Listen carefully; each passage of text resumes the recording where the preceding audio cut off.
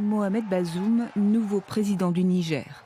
Une prestation de serment dans un pays en pleine crise, 2 jours après une tentative de coup d'État qui a tourné court. Ses premiers mots condamnent la barbarie des groupes djihadistes qui multiplient les attaques dans le pays. Depuis janvier dernier, ils se livrent à des massacres de civils innocents à grande échelle, commettant à l'occasion des vrais crimes de guerre. Le terrorisme est un vrai malheur pour notre pays. Un mandat qui commence pour Mohamed Bazoum sous haute tension sécuritaire, plus de 30 ans après son entrée en politique.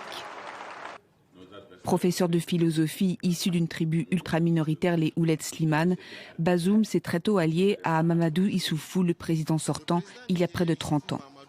Ensemble, ils ont créé le Parti nigérien pour la démocratie et le socialisme lorsque le Niger s'est ouvert au multipartisme. Sous les mandats d'Issoufou, Bazoum a tenu des portefeuilles régaliens, l'intérieur et les affaires étrangères notamment.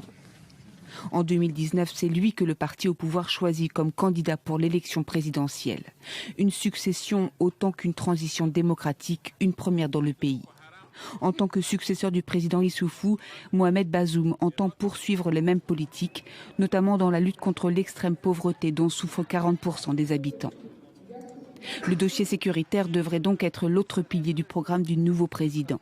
Bazoum entend poursuivre la lutte contre les groupes djihadistes qui opèrent sur 2 fronts, à l'ouest, à la frontière avec le Mali et le Burkina Faso, et dans le sud-est, où Boko Haram a multiplié les attaques contre les civils et les militaires. 543 civils. Son parti politique, sa base entre griffes, sa famille et sa communauté ne lui seront d'aucun secours au cas où son comportement devrait commander une mesure coercitive à son encontre. Pour cela, j'exigerai de tous les responsables aux différents échelons de l'administration que les cadres soient promis sur la base de leurs compétences techniques et de leur moralité.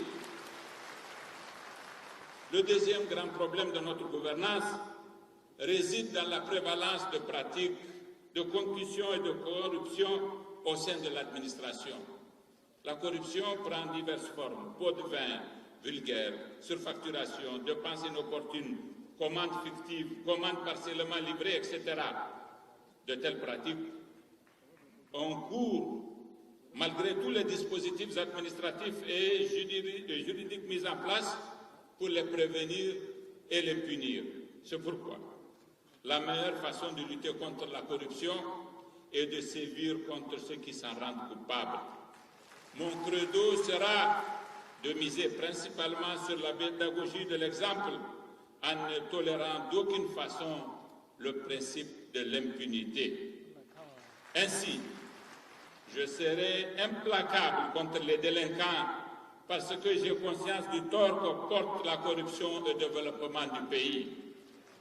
Elle constitue par ailleurs une grave source de discrédit pour un régime et comme tel, elle est un grand facteur d'insécurité. La viabilité et la pérennité du régime démocratique sont tributaires de notre capacité à instaurer une gouvernance éthique conforme au pacte de confiance qui nous lie au peuple. Je me suis battu depuis mon jeune âge pour la promotion de la démocratie parce que j'en ai toujours espéré 2 choses, la liberté et la justice.